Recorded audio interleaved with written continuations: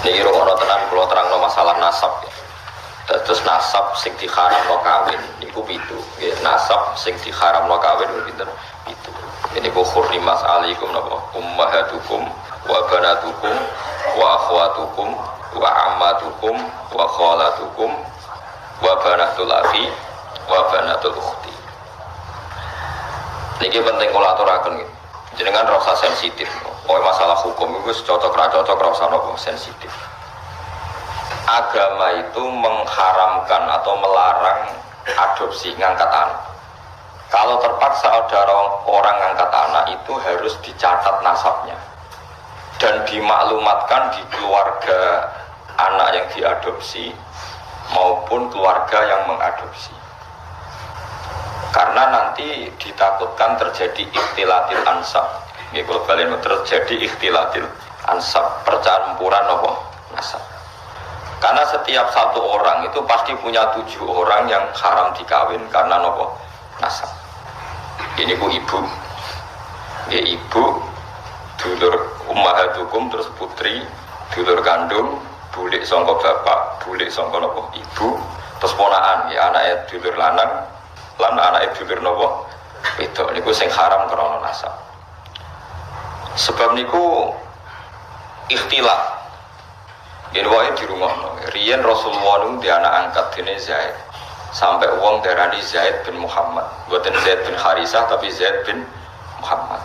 Terus ambek Allah piyambak dibatal, uang kudu nyebut Zaid bin Harisah, dipaksa. Nggih, uang kudu nyebut Zaid bin Harisah. Ora oleh muni Zaid bin, sampai turun ayat lewat Allah langsung, ud'uhum li abaihim huwa aqsatu inta wong kudu disebut nganggo jenenge bapak. Iku nak kepengen adil cara. Mergo tiyang adopsi ini mesti nglahirno sombong. Kula pun bola-balik wingi kula ngaji teng Bojonegoro teng Islamic Center ki bilang, adopsi itu melahirkan kesombongan. Lho nggih to nggih, misale anake Ruhin tak pek anak angkat aku. Kan keren ben Gus Ba dibanding ben Ruhin. Lama-lama anaknya itu kalau ditanya seneng jenengan sinten, kula putrine Gus Ba. Kan gak siap di bapak keriting, gak jelas misalnya orang dalan-dalan ya semua kan. Itu satu, melahirkan kesombongan. 2, terjadi ikhtilatil ansab.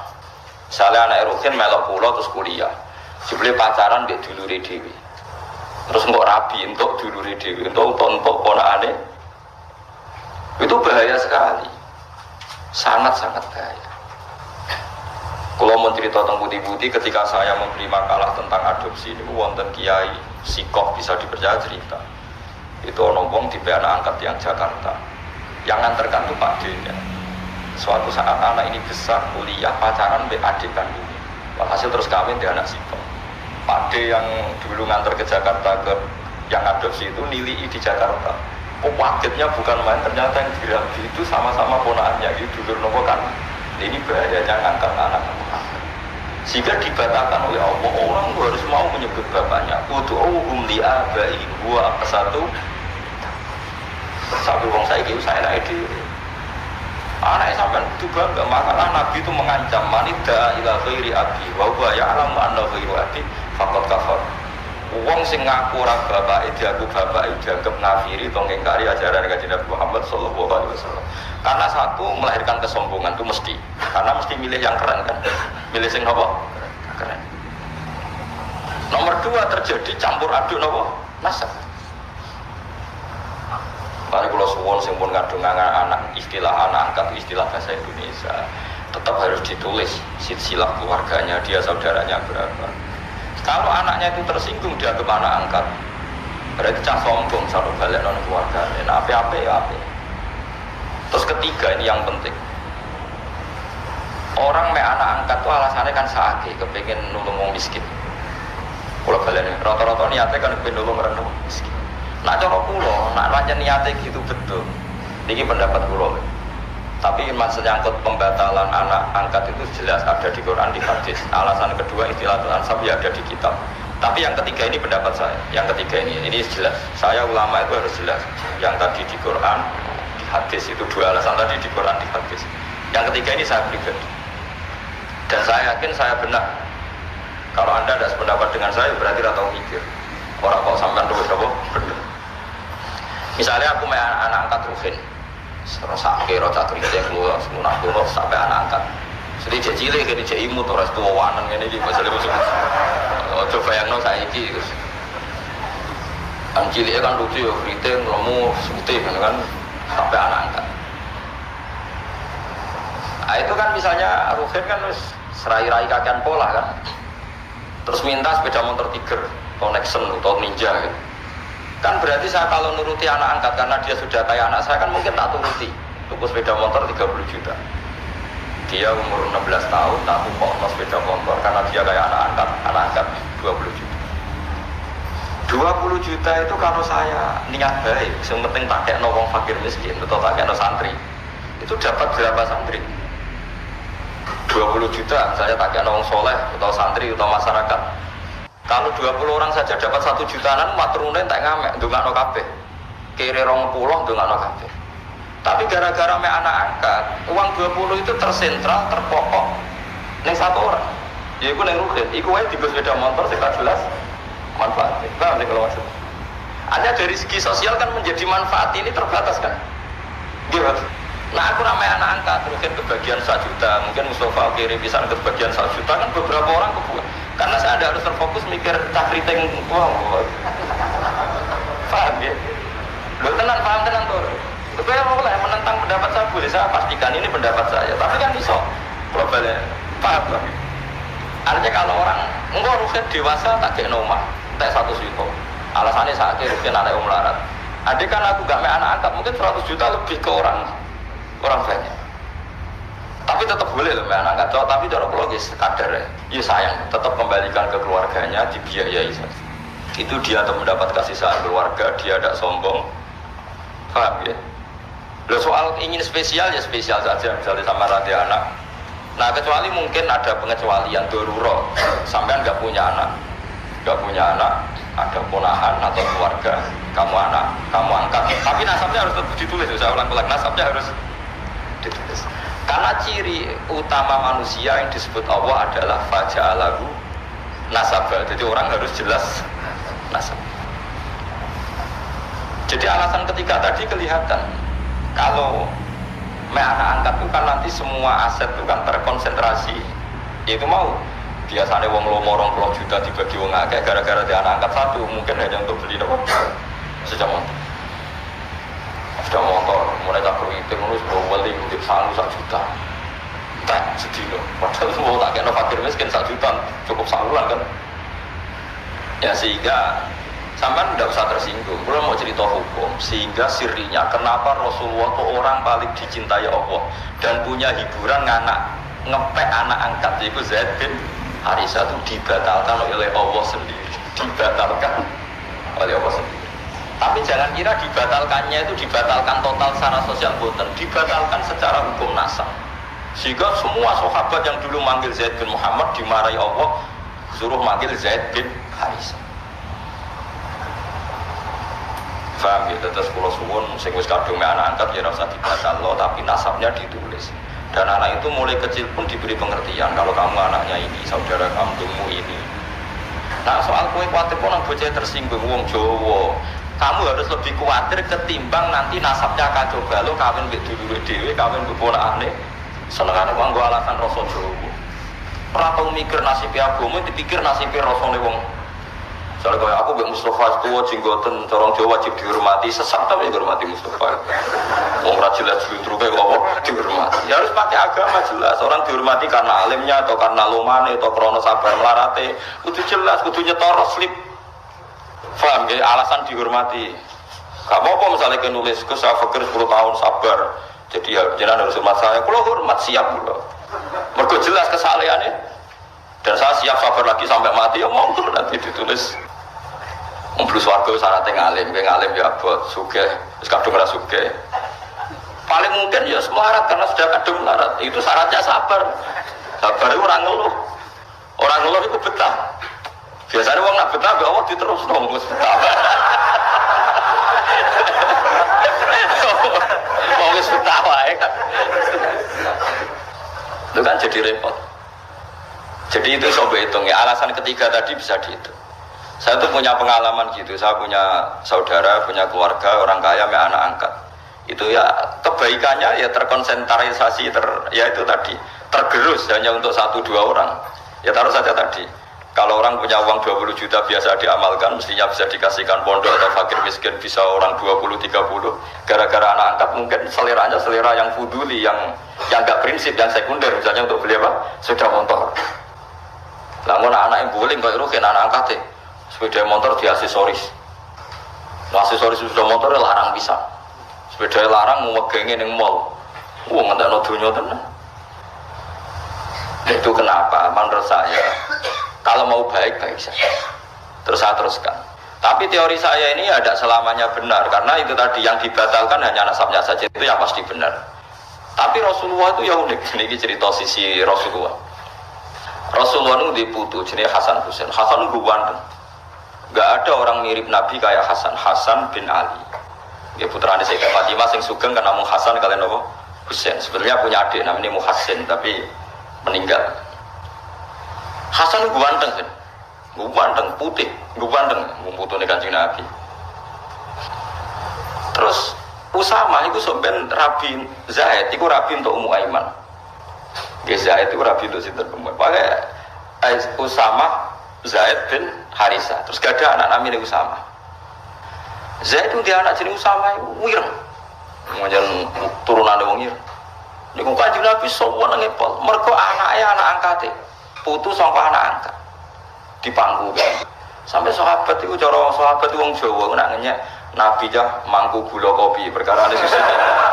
Sitok putih, sitok nopo? Lah niku nak Usama umbelen. Meler itu, umbel ngerti umbel sebenarnya. Cara kene apa? Umbel. Niku Sayyidah Aisyah kon nyisi ora gelem. Wis ora anake wireng. Umbelen. Sayyidah Aisyah kon nyisi betul, cici itu rojo. Itu Aisyah buah ya anak wong sugih perawan, bojone Kanjeng Nabi. Kon nyisi cak ireng, lalu di sisi Kanjeng Nabi deh. Sampai Aisyah itu iri. Tanganku eman kena umbele sama malah tangannya Kanjeng Nabi akhirnya.